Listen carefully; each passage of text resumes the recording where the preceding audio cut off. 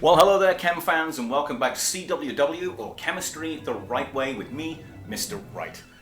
And today we're going to be taking a look again at some more fundamental stuff, something to do with atomic structure and that type of deal. And I want you to remember that having taught students for 20 years of chemistry, from conceptual all the way to collegiate, it is amazing the number of times I've had students who really have struggled with some of the very, very complicated concepts, but also some of the fundamental stuff. You can be like a whiz at thermodynamics or chemical equilibrium, and then you lose points on a test or an assessment or something like that because you've forgotten about the simple stuff like nuclide notation or atoms versus ions. So, let's unravel the mysteries of all that in this 15-minute tutorial, all based upon that. Differences between atoms and ions and what types of ions we can generate. Okay, so we're just going to refer back to, we're just going to grab ourselves just a very basic atom, right? We're going to just select one out of thin air, as it would be. And the atom that I'm just going to choose at random is going to be helium. Okay, so helium, first actually located on the sun, from which it gets its name, Helios. Helium, atomic number 2, and mass number 4 and some change, 4.000. 4.00260, something like that. Yeah, 260. Okay, that's AMUs. Okay, so we're going to go ahead and write the nuclide notation and then discuss what it means to be an atom of helium, the least reactive substance in the universe as far as we know. So atomic number 2 means that there are going to be 2 protons, 2p plus, inside the nucleus, right? And so that's when we start building our atoms. We start building our atoms with protons, and then we're going to blend in some neutrons, and then from there we take our electrons. So I've got 2 protons, so the question is, how many neutrons do I have? Well, what we're going to do is we're going to take the approximate mass and we're going to round it, right? And we round appropriately. That's going to give us 4, because we can't have 0.00260 of a nucleon, right? A proton or a neutron, we can't have that, so we're just rounding appropriately, and we're going to say this. This is the nucleon number, okay? And so that's the number of things, and those nucleons are quite literally what gives our atoms mass, and that's our mass. And this mass number, of course, is rounded because of isotopes. More on that later. So I've got 4 nucleons, I've got 4 things in the nucleus, giving it its mass, and I've got 2 of them being protons. Okay, 4/2 He, there's our nuclide notation for a basic atom of helium. And I say atom of helium because an atom is an individual chemical unit, but it's missing something, and that is any form of surplus or deficit charge. It is completely balanced, it is neutral. It's not that it doesn't have or contain charge, it does. It contains 2 positively charged units in its core inside the nucleus, right? Nucleus just means center. I've got 2 positive charges right there. I've got, 4 minus 2, I've got 2 neutral charges, those are my neutrons, right? So I've got 4 minus 2 equals 2 and zeros, right? I've got 2 neutrons, but I've got no residual charge. If I had a residual charge, it'd be written right up there, right on the upper right quadrant, right after the chemical symbol for helium. And I don't have that. So it means I must have a charge balanced. I must have a substance that is balanced for both number of positives and number of negatives. And that's what it means to be a neutral atom. Okay, so going back and taking a look at here, we've got a very generic idea, or a very generic sort of formula, and that is that the number of positives and the number of negatives must be equal. So we're just going to go ahead and go like this. We're going to say P plus the number of those plus the number of negative charges, E negs, is equal to Q, and that's a symbol we give to charge, and I'm going to write this Q net, okay? So it's the net, the overall charge after we balanced out all the positives and all the negatives. So if there's an absence of anything written right there, it means that the number of protons and the number of electrons must add up and total 0 Q net. So if I have 2p plus, I just have to have an equal number of negs. So I've got 2 e negs. So this guy right here contains 2 protons, 2 neutrons, and 2 electrons. Okay? That's what it means to be an atom. It means that you are a balanced individual chemical unit with as many positives in the center as there are negatives orbiting on the outside of that. It's a little bit more complicated than that, but we'll talk quantum mechanics a little bit later. So let's just go ahead and do one more. Take a look at something very common again. We'll take a look at an atom of sodium. Okay? So again, I've got my fancy dancy periodic table. And what I'm going to do with that is I'm going to take a quick look at sodium. Sodium's symbol Na for natrium. Okay, and it tells me that it's got an atomic number of 11, right? The atomic number is Z, that's 11. I don't come up with all the symbols, right? You got to understand that. It's other people making it more complicated. And it's got a mass of 22 point, I think it's like 898, 9897770 according to the periodic table that I use. Okay, so I'm going to round that appropriately. It's going to give me my nucleon number, so it's going to be 23 things in the nucleus. Okay, so 23 things in the nucleus, of which 11 of them are protons. So now I can do a quick calculation, right? 23 minus 11 is 12 neutrons. I'm building my atom up nicely. I've got 11 P plus, right? I've got 12 neutrons, but how many electrons do I have? Okay, question is there anything written on that upper side? And the answer is no. So the only piece of information I have to go on is that there are many electrons, the negative charges, as there are protons, the positive charges, in order to give us a neutrally balanced atom. And let's go ahead and make sure we have that down, right? Atoms are neutral species.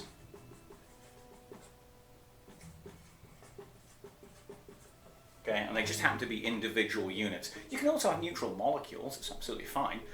We'll get to atoms, molecules, and compounds, etc. In another vid.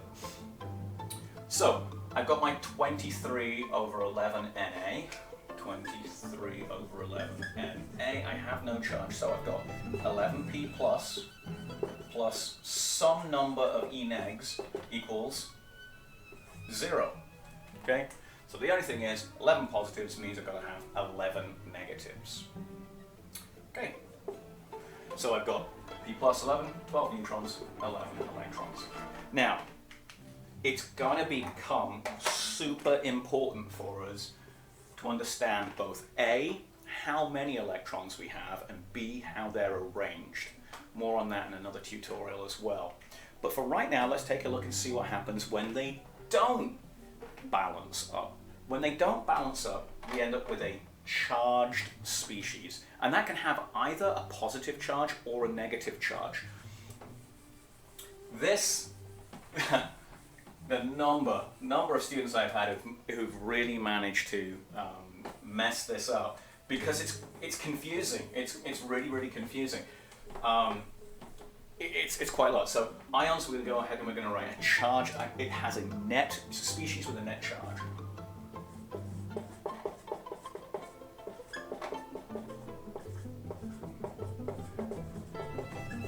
It's important because they can be individual atoms or individual ions, or they can be groups of many ions put together, many atoms put together to form one ion. So, before we get to that bit, let's just make sure we go with this. Any battery that you have at home is really what we call an electrochemical cell, okay? And in electrochemistry, what we have is, you're probably accustomed to things like lithium-ion cells. You may be familiar with alkaline cells. You may be familiar with a car battery, which is a lead-acid cell. All these cells have got two poles. We just refer to them as the positive and the negative, right? So if you've got your classic AAA battery, right? Okay, the AAA battery. If you look carefully, one side is going to be going to be marked as a positive, and the other side is going to be marked as a negative. We call it positive and negative. It's really not. That's just a modern variation because of what we talk about in physics with the term of how electricity flows around a circuit. What we really have in any electrochemical cell are two poles. The first one is called the anode and the second one is called the cathode. So the symbol for a chemical cell, it looks like that in an electrical wiring or circuit diagram, right? And so what we've got is we can call it, if you want to, we can call it like the negative side and the positive side, but the truth is that the negative side is referred to as the cathode, and the positive side is referred to as the anode. And what happens is you put this battery cell, the wires coming off of your battery, into a beaker of solution, and you work out what's attracted to what. Because the cathode has got the quote-unquote negative charge, ions are going to be drawn to it. What kind of ions? Positive ions. Because the anode has got a positive charge, ions are going to be drawn to that. What kind of ions? Negative ions. And this is where we get our names. The cathode, which is negative, attracts positive cations. And the positive side, which is the anode, attracts negative ions. So we call them anions. And so we have species. We can only have two charges. Okay? We can either have a positive charge or we can have a negative charge. The way I remember it, positively charged ions, cations, are because cats are a positive influence on your life. Negative charges, anions, I pronounce it anions when I'm teaching. Sounds like onions. Onions will make you cry. They're negative. Okay? However you want to do it, you've got to get that little piece down. Cats are positive. Cations are the positive, and then the anions are the negative. And of course, when they come together, that's when they'll balance out, and that's how we get everything in the universe to stick together. It's by the attraction, the mutual attraction of both anions and cations, or partial anions and partial cations, or possible anions and possible cations. It is complicated, but this is the fundamental piece. Okay? So let's go back to our sodium and let's take a look at that, because sodium here on planet Earth can never be found as just sodium. You can't dig up, you can dig up into the earth and you can find like blobs of gold or silver or iron in some cases, and a host of other elements or substances that we call in their neutral state, but you can't get sodium, and the reason is sodium is really, really reactive, and it reacts really well with water. And planet Earth being a water planet means that all of the sodium, if even it's exposed to the air has enough moisture, it'll react and it'll turn into its ionic form. So we'll go back and we'll take a look at that, right? We remember 23 over 11 Na. And when we mostly come across sodium, we're going to see not sodium atoms, we're going to see sodium ions. And they're going to have a positive 1 charge, or one more positive than there is negative. So we're going to go ahead and throw that into our little brief equation, right? So we've got 11p plus some number x e neg, okay?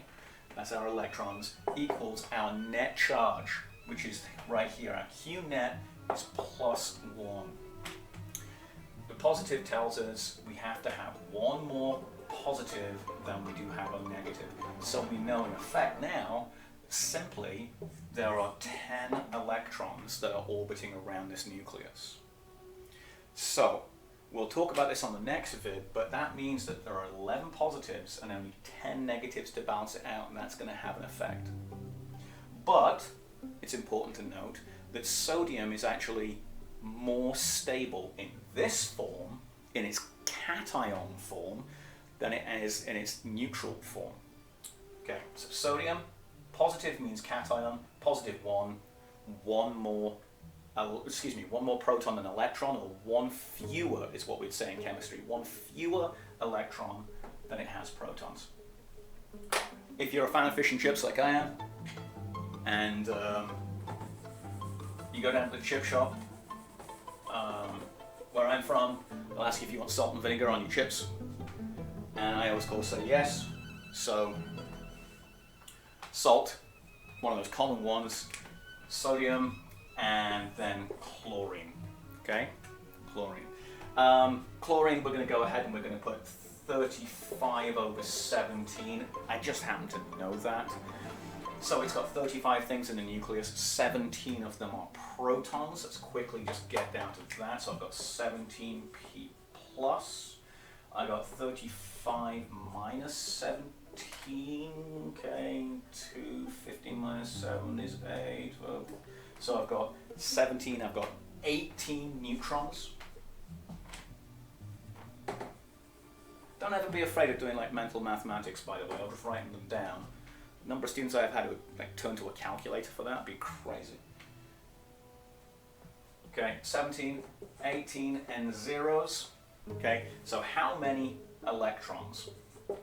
Well, chlorine has got the same number of electrons as it has protons. But that's not what we're talking about. We're talking about chloride. And that suffix "ide" at the end of the name means it's an anion. So it's going to be negatively charged. And for purposes that we'll get into in a little bit, it's going to have a -1 charge. So that means that there are 17 positives plus some number of negatives equals -1. Well, we're going to cancel out all of the positives and add another one, so we've got 18 negatives. This 18 and the 10 up on our sodium ion are really important numbers. We'll get to that when we talk about periodic numbers, but that's the whole deal, right? And ions, you can have anions or cations, they're going to stick together, going to be mutually attractive, and if you've worked it out, it'd be great moving ahead. You can even see that an electron that is lost from sodium combines with the chlorine atom to form chloride ion, and then these two guys stick together, and that's what salt actually is. Hey, thanks a lot for tuning in. If you like, please hit the like, and if you want to keep up to date with all the videos I'm going to put out as much as possible, please go ahead and hit the subscribe. Thank you very much for watching Chemistry the Right Way.